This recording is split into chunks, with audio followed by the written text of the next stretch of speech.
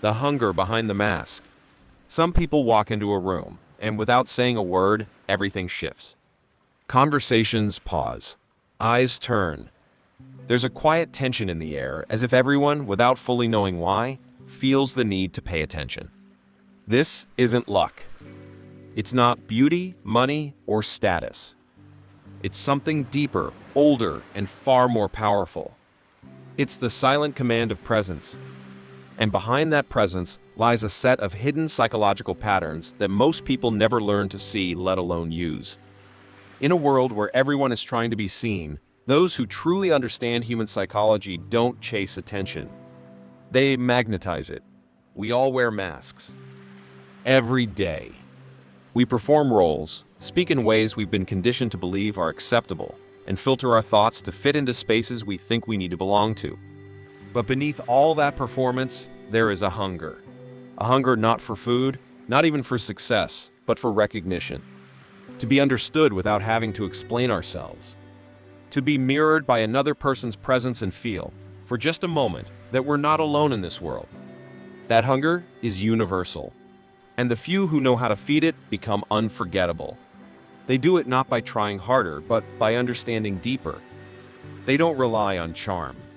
They master rhythm. They know when to pause, when to mirror, when to say less. They understand the invisible layers that shape every conversation, timing, tone, emotional mirroring, unspoken resonance. These aren't tricks. They're ancient signals older than language itself. Long before we spoke words, we communicated through silence, posture, breath, and glance. And strangely, in today's world flooded with words, it's these quiet signals that still determine who leads and who fades into the background. Psychologists call this kind of influence unconscious resonance. Carl Jung would say that when someone mirrors our internal world, we project onto them a sense of trust, depth, or even admiration because they reflect back the parts of ourselves we're starved to express. This is why we fall into sync with certain people without understanding why. It's not manipulation. It's recognition. And the people who master this do so not to dominate others, but to see them and to be seen in return. So here's the truth. Influence does not begin with what you say. It begins with what you allow others to feel in your presence. And when you can make someone feel seen, heard, and understood without saying much at all, you tap into the oldest form of social power known to humanity. The question is, how can you develop that kind of presence without pretending, performing, or playing games? That's where this journey begins. The 5 techniques you're about to learn are not just social hacks.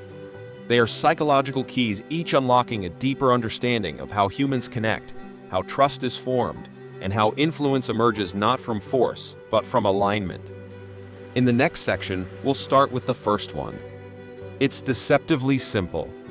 You might have even done it accidentally.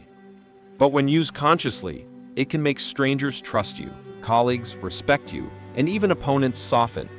It's called the echo effect, and it works because it speaks to something ancient in us, the deep need to hear ourselves through someone else. Why the echo builds trust. Think about the last time you felt truly understood, not just heard, but mirrored.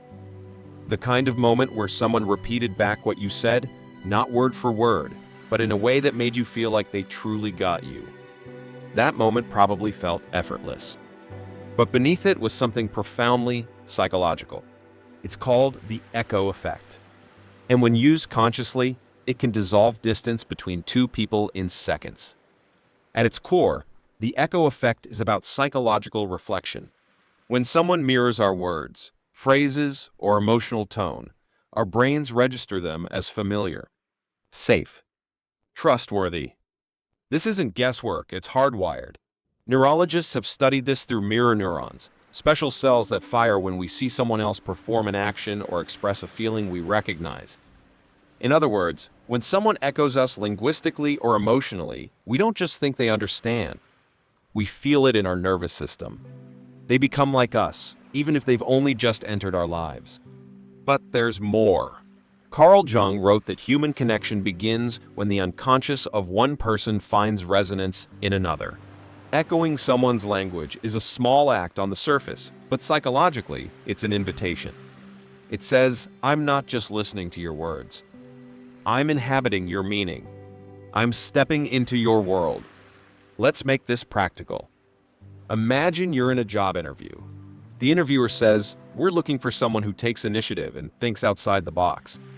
Most people would respond with something generic. Yeah, I'm a hard worker. That's noise. But someone who understands the echo effect might say, absolutely. Taking initiative and thinking outside the box is something I deeply believe in too. Do you hear the difference? You didn't copy them. You reflected their priorities back to them, subtly reinforcing their worldview. That makes you feel like part of their tribe, not just another applicant. It's not about flattery. It's about alignment. The goal isn't to agree with everything. It's to signal that you're tuned in, that you can track their internal compass, not just their words. When you do that, you activate something powerful, the need for mutual recognition. People crave not just to be validated, but to be reflected. And this works far beyond interviews. In relationships, echoing your partner's language can de-escalate tension and build emotional safety. In negotiations, it builds rapport before persuasion even begins. In everyday conversations, it makes people feel at ease because you've removed the burden of explanation. But there's a warning here. If you overuse this or do it too literally, it feels manipulative. Humans are sensitive to inauthentic mimicry. The echo must be subtle, natural, anchored in real attention. It's not a technique you use to get something. It's a discipline of presence, of listening not to reply, but to reflect. And in a world that often confuses volume with connection, there's something disarming about someone who listens so closely they can echo your language without distortion. That's not just rare. It's magnetic. In the next part, we'll explore a second technique, one that feels counterintuitive in today's hyperreactive world. It's about slowing down, saying less, and watching how silence, when held with confidence, speaks louder than any argument ever could. Stillness is power. In a world addicted to speed, silence becomes radical. We're taught to fill every pause with words, to answer questions quickly, to respond instantly as if hesitation means weakness. But that's a lie. Because those who truly command a room don't rush.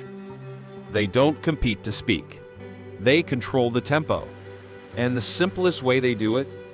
A 2-second pause. It's called the 2-second rule. And it's exactly what it sounds like. When someone asks you a question, you wait 2 full seconds before you respond. Just enough time to change the rhythm of the interaction. Just enough space to reclaim your authority. And yet, few people do it. Because silence, for most, feels unbearable. We're terrified of what others will think in the gap. But here's the truth. That gap is where power lives. When you pause before speaking, you signal something primal. Thoughtfulness, control, presence. You create what psychologists call cognitive tension. The other person leans in literally and mentally because silence demands attention. In that stillness, your words gain weight. Your message lands deeper. And most importantly, you no longer sound like someone trying to prove something. You sound like someone who already knows. This principle has been used by some of history's most influential figures. Public speakers like Barack Obama, negotiators, therapists, even spiritual teachers. They understand that in a conversation, time is territory. And the one who isn't afraid of silence owns the room. Let's look at a simple example. Imagine someone asks you, "So what do you do for a living?" Most people rush to reply, eager to define themselves. But if you pause, hold eye contact, and then calmly say, "I build things that change lives," you create curiosity. The silence draws them in. The brevity intrigues them. And suddenly, you're not just another voice. You're a presence. Carl Jung once said, "The meeting of two personalities is like the contact of two chemical substances. If there's any reaction, both are transformed." That reaction doesn't happen in noise. It happens in space, in stillness. In that moment between stimulus and response where you choose not to react, but to respond with intention. The 2-second rule isn't just a technique. It's a philosophy. It teaches you to trust the value of your voice, to know that what you're about to say matters enough to wait for, and that the person in front of you will feel that difference sometimes more than the words themselves. But there's a deeper layer to this. In conversations, whoever controls the pace controls the frame. When you slow things down, you subtly signal that you're not just participating, you're leading. You've stepped out of the reactive dance and into the grounded presence of someone who chooses their words, instead of throwing them.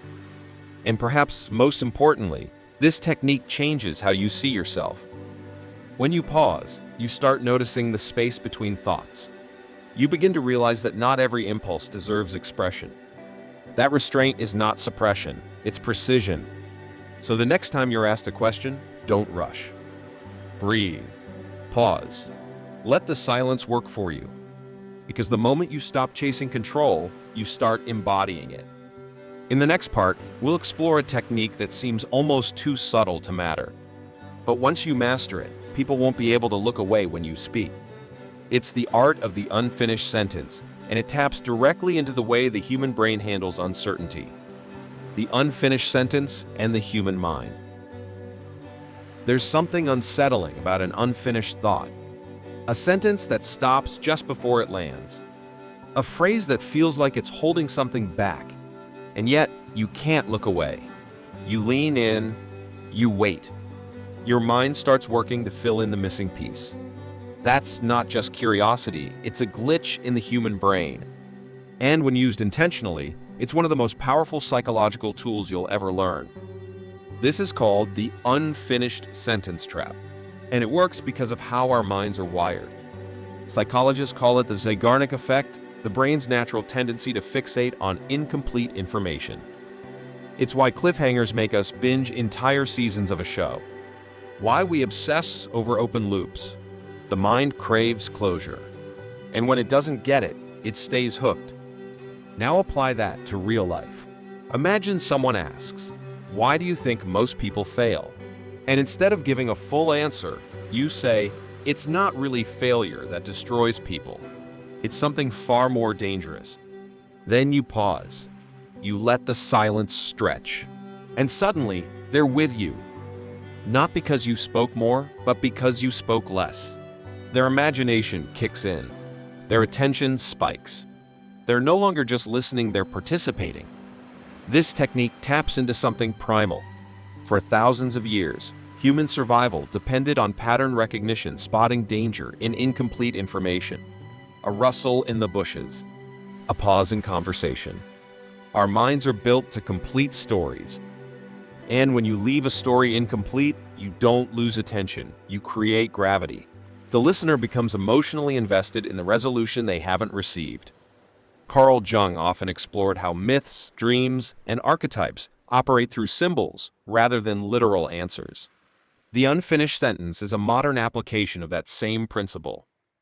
It turns your speech into suggestion. It allows people to project their own meaning into your words. And in doing so, it creates a personal connection that no direct explanation ever could. But here's the key. You must know when to use it. Too much vagueness feels manipulative. Too little leaves no room for wonder. Like any good storyteller, you need to understand rhythm, tension, and release. You leave just enough open for curiosity, but never so much that the thread disappears. This is why the best speakers, the ones who hold an audience without shouting, often speak in fragments.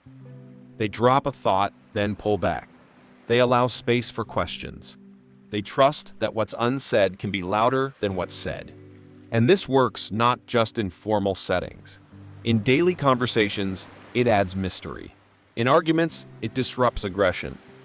In teaching, it invites self-discovery. Because when people connect the dots themselves, they remember the moment as their own.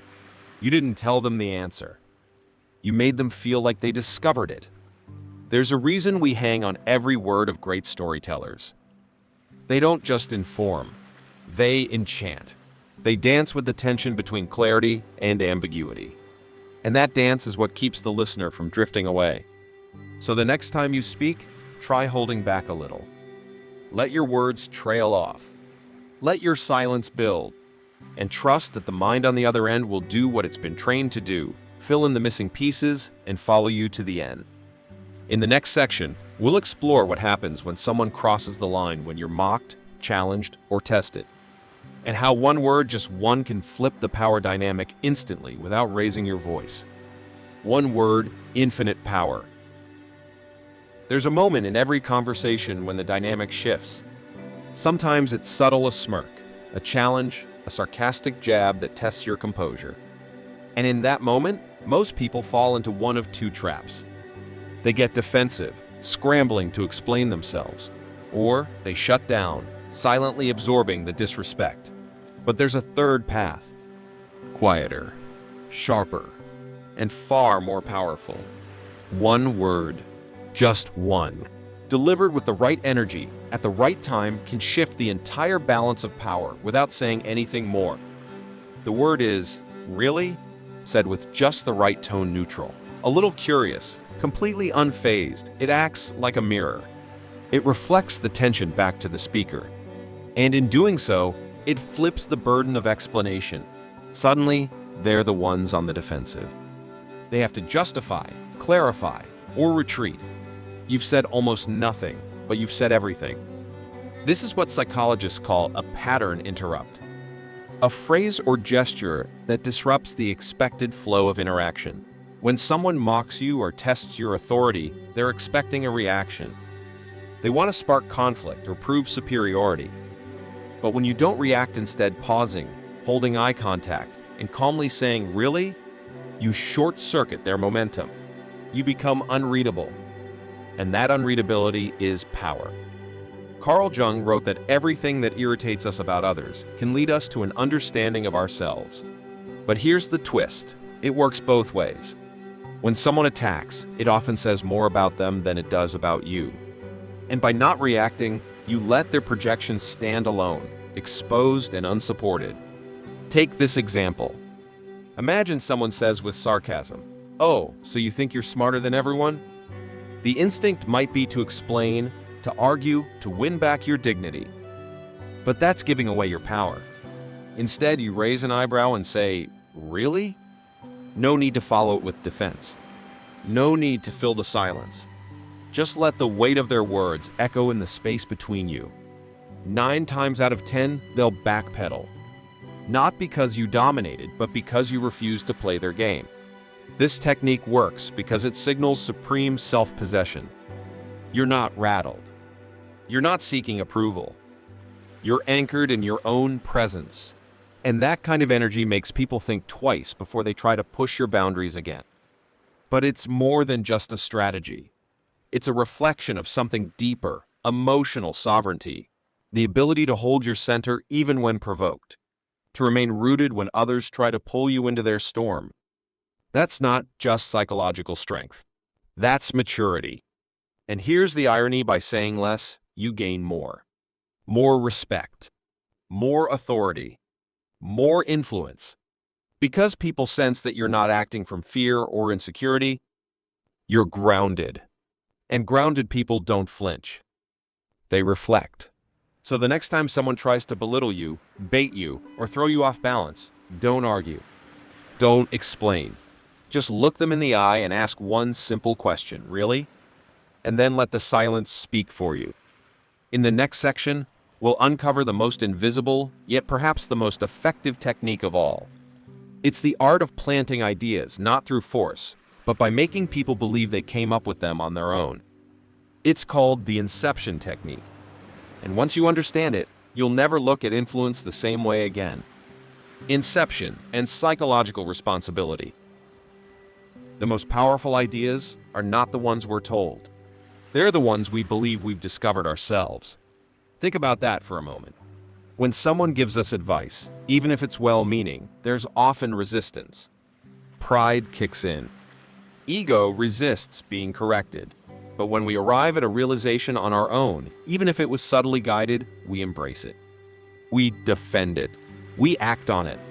That's the secret of the Inception technique. This method isn't about manipulation. It's about guidance, subtle direction.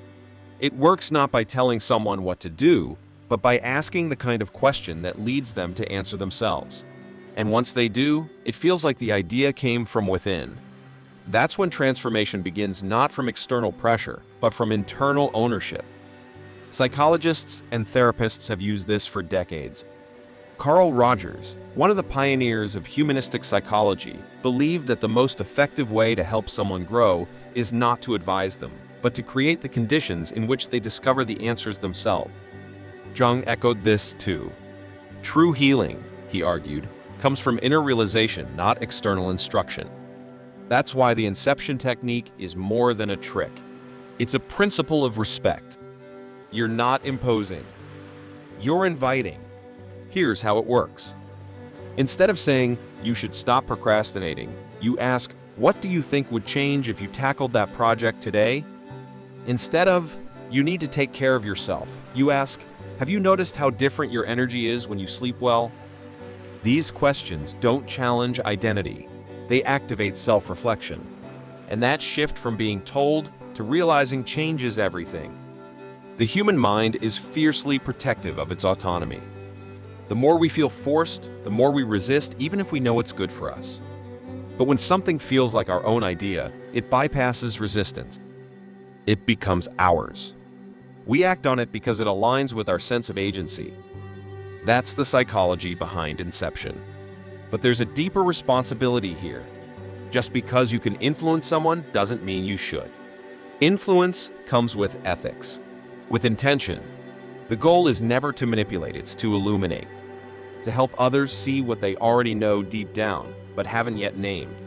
That's the difference between control and empowerment, between domination and awakening. When used well, the Inception technique builds bridges. It fosters growth. It creates trust because it respects the inner wisdom of the person you're speaking to. You're not positioning yourself as the expert. You're acting as a mirror. And in that mirror, people often see themselves more clearly than they ever have. But here's the irony. To use this technique well, you must first let go of the need to be credited. You don't get applause. You don't get recognition. The insight doesn't come with your name on it. But what you do get, if you're paying attention, is the quiet satisfaction of knowing you made something possible. And sometimes, that's more powerful than being right. So, the next time you want to change someone's mind, don't lecture. Don't push. Ask. Invite. Open a space for them to step into and trust that if the question is honest, their answer will carry far more weight than anything you could have told them outright. In the next part, we'll take a step back and look at the bigger picture.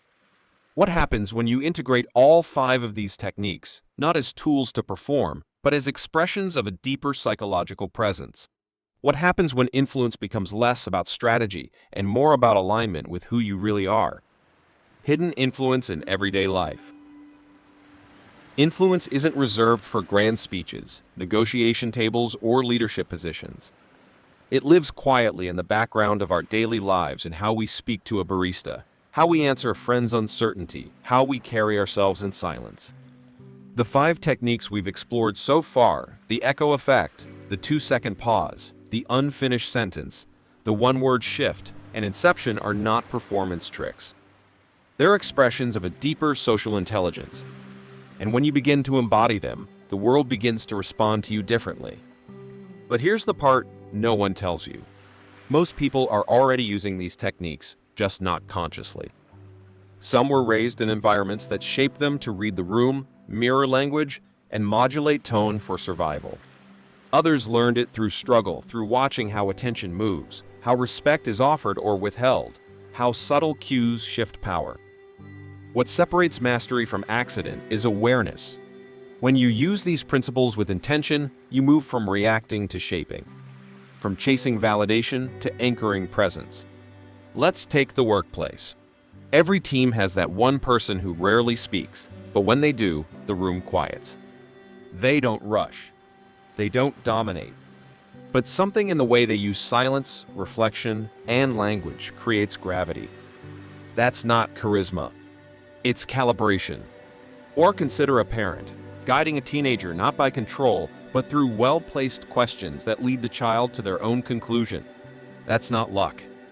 That's Inception, applied with love. Influence doesn't require status. It requires self-awareness. Now look at dating. The people we're drawn to most are not always the loudest or most attractive. Often, they're the ones who listen a little more closely, who respond with just enough pause to make you feel valued, who echo your language in ways that make you feel safe. That's not magic. It's psychological resonance. But here's the catch: if you don't use these techniques consciously, someone else will. In every social dynamic, influence is happening. It's not neutral. Either you're shaping the energy or you're being shaped by it. And those who are unaware often find themselves drifting, talking too much, apologizing too quickly, over-explaining, over-performing, wondering why they feel invisible or misunderstood. That's the danger of passive social conditioning. When you don't know how influence works, you become vulnerable to those who do. Manipulative partners, overbearing bosses, charismatic liars. They understand consciously or instinctively how to hijack the brain's need for closure, for validation, for belonging. And without awareness, we call that fate. We say, "I don't know why I trusted them," or "I just got pulled in." But the truth is, you were responding to unconscious patterns, patterns you can learn to see. This is why deep psychology isn't about performing. It's about reclaiming. Reclaiming your voice, your space, your attention. When you walk into a room, you're not just a body, you're a signal. And people will read you long before you speak. What are you communicating, even in silence? That's where influence begins. And once you understand how influence moves through everyday life, not as manipulation, but as presence, you begin to hold yourself differently. Not to impress, but to align. Not to dominate, but to express who you really are without distortion. In the next part, we'll go deeper. Because even these techniques, powerful as they are, can be used in two very different ways. One leads to authenticity, the other to performance. And if you don't know which path you're on, it's easy to lose yourself while trying to gain influence. From survival to authenticity. There's a question most people never ask when they learn to influence others. Why do I want this power in the first place? On the surface, it's easy to say we want to be respected, heard, or understood. But underneath, something more complex is often at play. For many, influence becomes a mask and adaptation formed in childhood, refined through pain, sharpened in environments where being ignored meant being invisible, and being visible sometimes meant being hurt. At its worst, the desire to influence becomes a performance, a way to win approval, to stay in control, to avoid rejection. We call it confidence, but it's fear wearing a suit. And when these psychological tools are layered over insecurity, they don't lead to freedom. They lead to exhaustion. Because eventually, the persona cracks. The pauses start to feel hollow. The mirror becomes distorted. And the silence is no longer presence, it's avoidance. But there's another way. When used with self-awareness, these techniques aren't about survival. They're about emergence. They allow us to step into interactions with clarity. Not to dominate others, but to stand in ourselves. Not to perform emotion, but to feel it without losing our center. The echo effect, for example, becomes less about being liked and more about listening with intention. The 2-second pause shifts from a calculated tactic to a genuine moment of thought. The one-word reply no longer hides vulnerability, it protects it with grace. And Inception stops being about control and starts becoming a shared discovery. Carl Jung once warned that the greatest tragedy is when a person lives by the expectations of others and never meets their true self. That's the risk of using psychological power unconsciously. You become what others respond to, not who you actually are. You craft an identity based on validation, not vocation. And the cost of that is steep because no amount of influence can fill the ache of being disconnected from your core. So what does authenticity look like in the context of influence? It means aligning the techniques you use with the person you're becoming. It means knowing when to echo and when to challenge, when to pause and when to speak. It means being aware of your own patterns, your own need for approval, your own fear of rejection and choosing presence anyway. It's not always comfortable. In fact, true authenticity often feels like risk, saying what you actually believe, holding space instead of explaining, letting silence reveal what words cannot fix.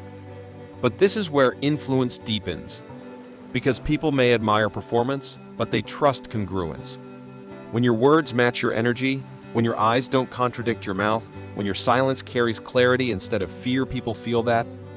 And they respond, not with applause, but with connection. So the real shift is this: stop using psychology to survive your life. Start using it to embody your life, to walk into rooms not needing to be approved of, but ready to share something true. And if that means fewer people applaud, so be it. What you gain in return is presence, peace, and the quiet kind of power that doesn't come from performance, it comes from being real. In the next part, we'll explore what happens when you fully integrate these tools, not as methods to manipulate, but as part of a deeper identity. We'll look at the archetype of the unseen leader, the one who doesn't speak the loudest, but who sets the tone for every room they enter. Becoming the unseen leader. There's a kind of leadership that doesn't come with titles, applause, or recognition. It doesn't shout. It doesn't chase visibility. And yet, it shapes every room it enters. You've felt it before. The person who doesn't talk much, but whose presence settles a room. The one people instinctively look to not because they demand attention, but because they command stillness. This is the archetype of the unseen leader. And it's built not on performance, but on inner clarity. In most cultures, leadership is mistaken for dominance. We associate it with charisma, volume, status. But in deep psychology and in ancient traditions around the world, the truest leaders are often the quietest ones. The elders who sit at the edge of the circle and speak only when necessary. The therapists who say little but reveal everything with a well-placed question. The monk who offers no advice, but whose silence becomes a mirror for your own truth. These individuals use the 5 techniques we've explored, but not as tools, as instincts. The echo effect becomes a natural expression of their listening. The 2-second pause isn't calculated, it's how they breathe. The unfinished sentence isn't a trick, it's trust. The one-word response isn't defense, it's discernment. And Inception isn't strategy, it's service. They don't need to win people over. Their presence already did. So how does someone become this kind of leader? It doesn't begin with tactics. It begins with self-trust. When you no longer need every interaction to prove something, you start to move differently. You observe more. You rush less. You don't need to speak to feel valid. And ironically, this restraint becomes magnetic. Because in a world where everyone is broadcasting themselves, the one who listens truly listens stands out. Carl Jung believed that the most powerful individual was not the one who controlled others, but the one who had integrated their own shadow. The unseen leader doesn't posture. They've already faced the parts of themselves they used to hide. And that integration makes their presence feel whole, safe, grounded. You don't need a platform to lead. You don't need to be the loudest voice in the room. You just need to be the most aligned. Because when you carry clarity, people feel it. They may not know why, but they'll return to you for it. And not because you fix them, but because in your presence, they start to hear themselves again. This kind of influence can't be fake. It comes from doing the inner work, from learning to sit with silence, from embracing nuance instead of clinging to certainty, from knowing that real leadership isn't about control, it's about coherence. When your outer behavior matches your inner truth, you become trustworthy without needing validation. And in today's fragmented world, that kind of congruence is rare and deeply sought after. So if you've ever felt unseen, overlooked, too quiet for the spotlight, remember this. The greatest leaders are rarely the ones who shout. They are the ones who hold space for others to rise. In the final part, we'll return to where we started. You've now learned these techniques. But the question is, will you use them to perform or to transform? Will you chase influence or embody it? The choice is yours. Use it or lose it. Now you know. The curtain's been pulled back. The psychology of presence, trust, power, it's no longer a mystery. You've seen how just 5 simple techniques can shift the energy of a room, dissolve resistance, build invisible bridges between you and others. But what you do next, that's where everything changes. Because information without embodiment is nothing. And awareness without action fades. The truth is, most people will forget what they've heard here within the next hour. Not because they didn't care, but because their old patterns are stronger than their curiosity. They'll walk back into the world, speak too quickly, react without pause, try to impress instead of connect. And life will go on. Same habits, same frustrations, same invisible walls. But you, if you're still listening, you have a window right now. A moment of clarity. A chance to choose differently. These 5 techniques are not tools to keep in your back pocket. They are invitations. Each one invites you to slow down, to pay attention, to return to yourself before reaching out to others. The echo effect invites you to hear more than words. It asks you to feel people beneath their language. The 2-second pause gives you space to reclaim your voice. The unfinished sentence teaches you to honor mystery over explanation. The 1-word shift protects your boundaries with elegance. And the Inception technique? It reminds you that true influence comes when you guide without needing to be seen. But don't forget what we've uncovered along the way. Influence without self-awareness becomes manipulation. And performance without alignment becomes emptiness.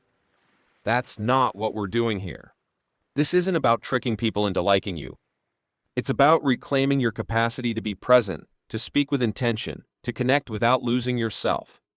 Carl Jung warned that we spend the first half of life wearing masks and the second half trying to take them off. But what if you didn't have to wait? What if the techniques you learned today became not just strategies, but mirrors reflecting how you want to live, love, and lead? You don't need to be perfect. You don't need to master all 5 right away. Start small. Try 1. See what shifts. Not just in others, but in you. Because every time you choose presence over performance, silence over noise, resonance over reaction, you are becoming someone people listen to. Not because of what you say, but because of who you are. The world doesn't need more voices trying to be heard. It needs more people rooted enough to speak only when it matters. And if you can be that person even once a day, you'll begin to notice something strange. People will start looking to you, listening more closely, respecting what they don't even fully understand. Not because you demanded it, but because your presence made it real. So here's the choice. You can let this be another interesting video. Or you can let it be a threshold. One that separates who you were from who you're becoming. Use what you've learned, not to impress, but to connect. Not to win, but to align. Not to be heard, but to be felt. Because in the end, the deepest form of power is quiet.